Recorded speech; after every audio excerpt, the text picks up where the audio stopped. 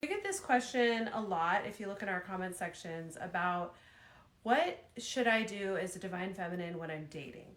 How should I be most in my divine femininity? How much should I pursue? What should I do as far as initiating things? So we wanted to speak to this a little bit, and I don't know that we necessarily agree. We're going to have more of a discussion on it, but I think that when you're dating as a divine feminine, you need to maintain your divine femininity, which means you're in a position of receiving. You are calm, you are happy in your own life, you are fulfilled in your own life. You are not desperately looking to a partner to fill the voids in your life that a lack of self-worth have created. You have done the work. You are continuing to do the things that pour back into yourself. So therefore, you are not emitting a desperate energy. And you sit within that confidence, and in dating, you allow men to pursue you. Because a man who's in his divine masculine is pursuing and initiating, and you are receiving. I also want to say that if a man is requiring you to pursue him, he's in his wounded masculine and you don't want him anyway. So it will easily weed out a man that is not in his divine masculine while you're dating if you need to pursue and initiate and then he falls off the radar because you're not doing that. That actually is freeing up now space in your roster to call in somebody that is a pursuer that is truly in his divine masculine.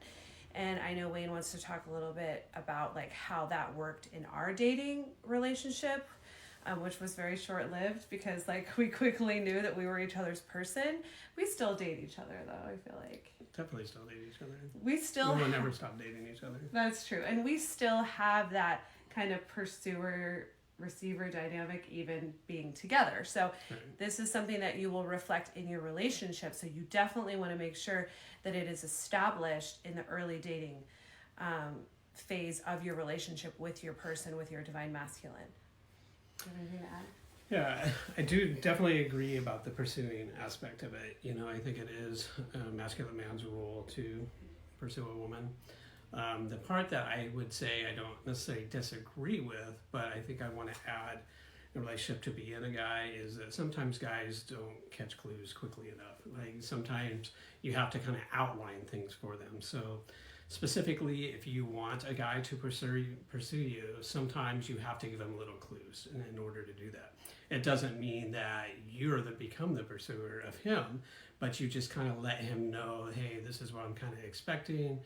Here's my boundaries, here's the outline of what I want in a relationship and what I want from someone to pursue me, and then leave it up to him to do that chase and to do the pursuing and to come after you and to look at those clues. I mean, as you alluded to about us in our early stages and everything, you were very good about that. You were specifically talked about, you know, not being someone who wanted to have these long text messages back and forth. You didn't want to have meaningless conversations. You know, you wanted it to be focus driven and such. And I kind of clued in on that early. And so because I was so interested in you and wanting to chase you, it allowed me to see, okay, this is how I need to pursue you based on what you gave me, the information you gave me. So it kind of guided me in my pursuit and such, but it took me to be the one that was, you know, setting that out and seeking you out and looking for ways to communicate with you, whether it was through text or whether it was through conversations. It was me that was saying, hey, let's FaceTime, let's get a date on the books, you know, and you continued to like always check up on me. Not always. You gave me my space because I was giving you that energy, but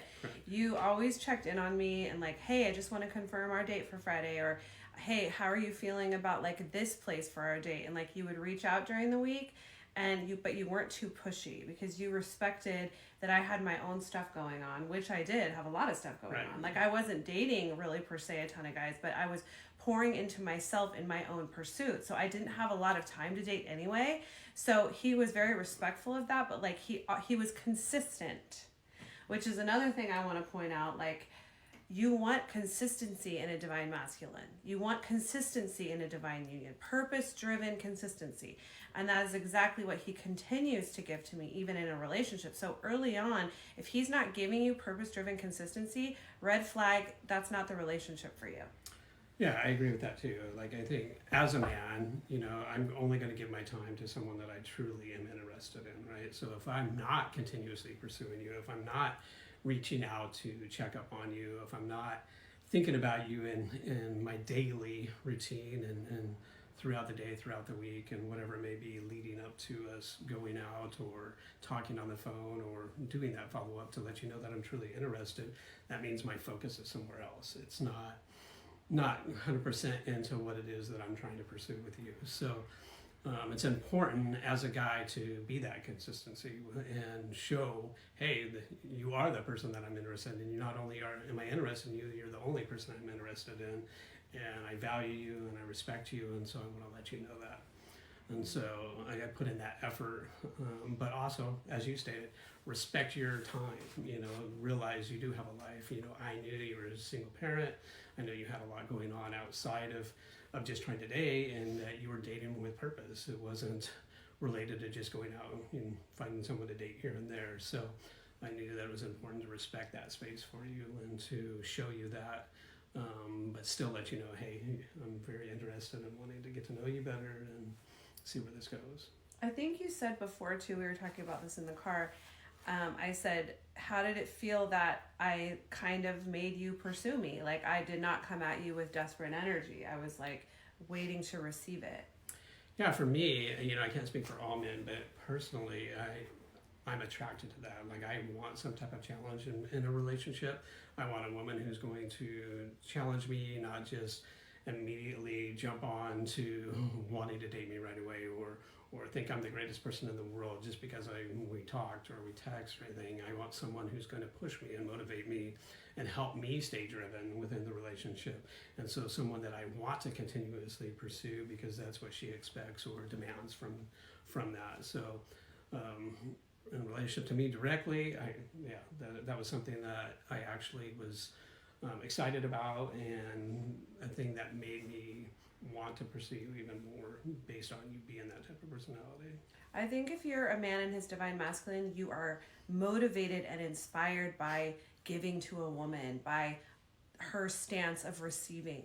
If you're not in your divine masculine, you look at it as a chore, you want her to do the most, and that is just not going to be even a satisfying relationship. Like, what I love about you is you continue to chase, you continue to pursue. Like yesterday, I was coming home from a date with my daughter, and I texted him and said, the first thing I'm going to do is to get in the bath when I get home. And as soon as I walked in the door, I could hear the water running. He was drawing me a bath, just preparing me to come home. And it's those little things that he consistently does that show me he's still pursuing me, that show me that like he still is interested, that he's still trying to make me happy and make me satisfied.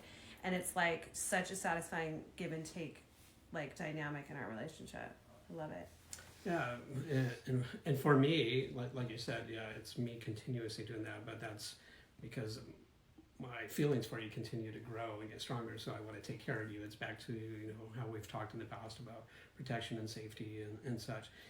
Doing those little things eases your mind and always, but if you're a provider protector. Yeah, exactly. But if back to the dating aspect of it, for me, if I didn't have someone that was challenging in the way that you are and challenge me, intellectually and stuff, then I personally tend to get bored in those type of relationships, because there's nothing that's motivating me to want to pursue and want to continue to pursue because I'm not getting that challenge back. So I actually enjoy that aspect of it too, where you're wanting that from me, you're expecting that, and not because you're a demanding person, but just because your personality related to being intelligent and smart and driven and stuff, which is to me very much of a turn on and such, because I look for that, I need that, I strive to be in a relationship with someone who can challenge me, not just in mentally and physically and all the ways. I really enjoy that about us.